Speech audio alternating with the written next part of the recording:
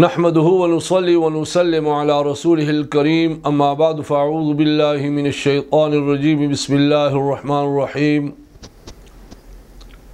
واعبدوا الله ولا تشركوا به شيئا وبالوالدين إحسانا وبذي القربى واليتامى والمساكين والجار ذي القربى والجار الجنب والصاحب بالجنب وابن السبيل وما ملكت أيمانكم إن الله لا يحب من كان مختالا فخورا صدق الله العظيم. خوږو معززو مکرمو او محترمو اوریدونکو مسلمانانو ورونو او خويندو میندو السلام علیکم ورحمت الله وبرکاته. اللہ تعالی جل جلالہ امنوالہ پا قرآن مجید کے منتد معاشرے او پا حقا کی گزران کول او خلق سرا رویے اختیارولو ډیر بہترین انداز کے تعلیم را کړی دی. معاشره ستوائی د انسانانو خپلو ضروریاتو او حاجاتو او د زندگی تیرولو کې کوم مشکلاتو نه بچ کېدلو د پاره یو او بل سره تعلق ساتي او بل سره مناسبت ساتي دی انسان نانو اخپلا مینس کے دی تعلق تا معاشرہ وائی. بیا دا انسانانو کم عادات تی دی تا رویہ وائی او دا دی انسانانو اخپلا مینس کے کم سلوک یو تربلا کوي او د دې سلوک په نتیجه کې دوی منځ کې یو تربلا دښمنی یا غصه حسد کینه دیتا معاشرتی رویه وای. قرآن مجید کې الله تعالی جل شانه خپل عبادت نه پس د مور او د پلار سره کلی سلوک کولو حکم را کړی دی او بے خپلوانو سرا یتیمانو سرا دارنگی کا گوانڈی دیوی بیا گوانڈی پدری قسمه دے. یو قسم گوانڈی دادی چه دری حقونه لري بل قسم گوانڈی دادی چه دو حقونه لري او بل قسم گوانڈی دادی چه یو حق لري. د درې سرو گوانډیانو حق د پارا مونږ ته حکم کړی دی. یو داسې گوانډی دی چې گوانډی دی هم دی حق د گوانډګیری پتا باندې لري. بل دویم نمبر باندې خپلوان دی هم دی او دریم نمبر باندې مسلمان هم دی. نو دای د مسلمانی او د خپلوي او د گوانډګيري درې سره حقوق پتا مال لري. والجار ذی القربا کې دا مراد دي چې دوی سره به هم ښکلی سلوک کوي. دارنګه والجار الجنب مراد هغه یو کس دی چې وي د ګاونډي خو خپلوان دی نه وي او وي مسلمان یا داسې گوانډي چې وي د گوانډي او خپلوان دی وي خو مسلمان نه وي یا داسې گوانډي چې صرف گوانډ دی وي نور پردای وي نه د خپل وي او نه مسلمان وي. نو د دې سره هم ښکلی سلوک अल्लाह ताला हुक्म रा करे दे। यो किस्म दासे गवांडी दे چې ما او ته عام طور باندې حق ته گواند نه وایو. په بس کې روان یو، ګاډي کې روان یو، را سره ناست وي، په سبق کې ناست، سکول کې یا مدرسې کې یا کالج کې یونیورسٹی کې یا جماعت کې،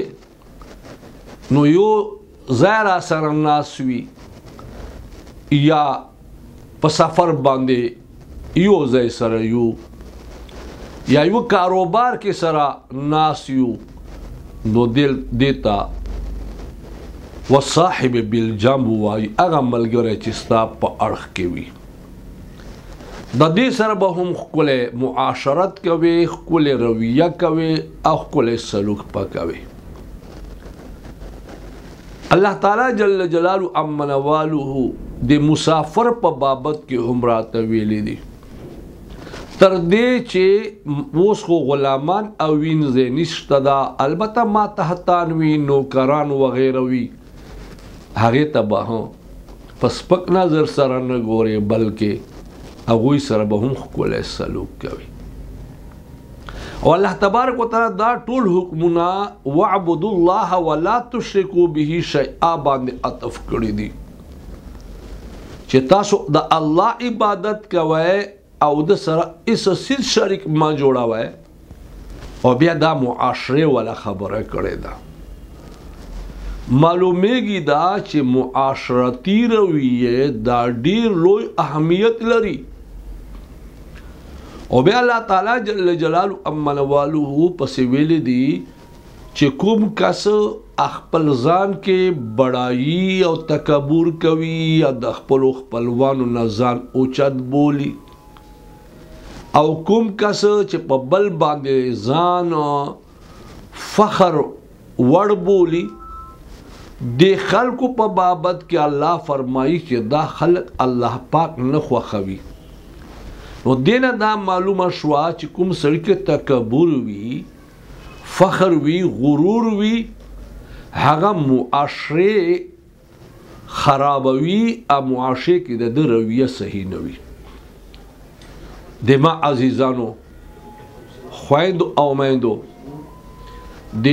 معاشرتی رویه بگاڑ او خرابول او فساد اړومبنی سیز چې ده هغه پیدایشي ماحول دی. خپل کور ماحول کې کچیرې جګړې وي، ښځه خاوند خپله منځ کې حسد لري، بغض لري، کینې لري، یوه بل ته کنځلې کوي او بل ته بدې ردې وایي، په بد نوم سره یې بولي، او خپله منځ کې خویندې وروڼو ناچاکي هر وخت وي، ورېندارانو سره یورانو سره تعلقات خراب وي، انیا ته، مور ته، پلار ته په سپک نظر سره کتلی شي، نو ورکوټی ماشوم هغې نه اثر قبلوي.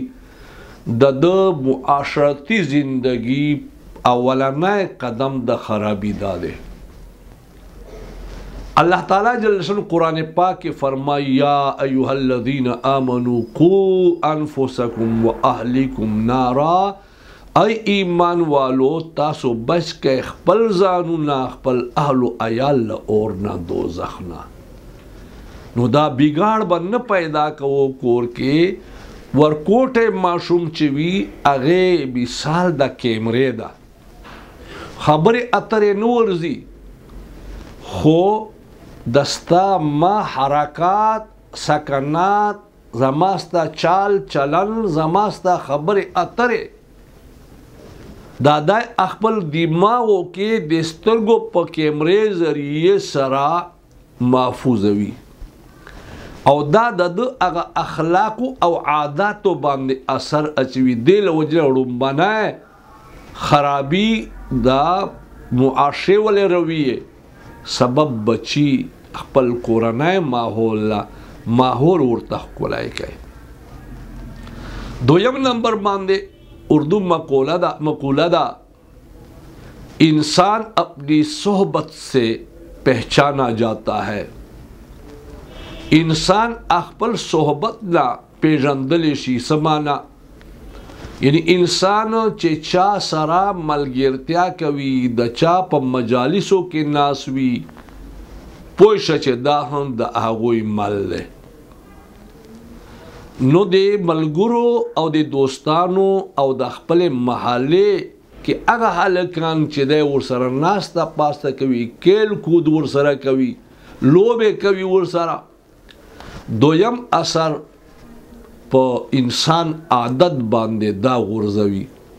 لہذا داسې کسانو سره خپل بچیان کېنوئ چې ستاسو د بچیانو اخلاق برباد نکړي عادات برباد نکړي بلکې الله رسول سره تعلق جوړوي آخرت یرا پکې راولوي د مشرانو قدر و احترام ورته ښایي د مور او پلار ادب ورته ښایي دریم بګاړ چې دا د زمون او ستاسو کلاس فیلو او هم سبق ملګری چې وي اساتذه وي د هغوی بول چال د هغوی حرکات و سکنات د هغوی لیکل د هغوی تحریرات و تقریرات دا په ماشوم باندې اثر غورځوي که چیرې د استادان صحیح نه و او دته خو په ظاهره باندې هو انګریزي تعلیم یا نور تعلیمونه صحیح ورکول خو هغه د استاد هغه عادات چې کوم و هغه سکنات چې کوم و او هغه اطوار چې کوم و اخلاق هغه بالکل غورځېدلی و نو شاګرد خپل استاد نه زده کړه کوي او خپلو ملګرو نه اثر قبلوي نو تاسو ته پکار دي چې داسې سکول او داسې مدرسه داسې اداره انتخاب بکوئ چې بچو ته دې صرف او صرف تعلیم نه ورکوي بلکې تربیت هم کوي اخلاقي لحاظ سره دینی لحاظ سره هم ورنه موږ تاسو معاشره کې و بګاړ راځي څلورم نمبر باندې د زموږ د معاشره د خرابېدا سبب دا بازارونه دي او ادارې دي چې کوم بازار کې دی ګرځي او کوم ادارې کې دی کار کوي هغه خلقو نه دی اثر قبلوي که چیرې تاجران د ایمانداري وي صوم و صلات د لمانځه د روژې پابند وي د رښتیا ویونکی بیا به دی هم هغې نه اثر قبلوي بیا به دی هم تاجر وي خو امانتدار او رښتلی به وي او چې کوم تاجر امانتدار وي رښتنی وي او ورسره امانتدار وي پیغمبر علیه السلام فرمای التاجر الصدوق الامین مع النبیین پیغمبرانو سره به دی وي نو دې له وجنه خپلو ماشومانو ابتدانا ماحول درستګي کوشش کوئ محلې کې ملګرو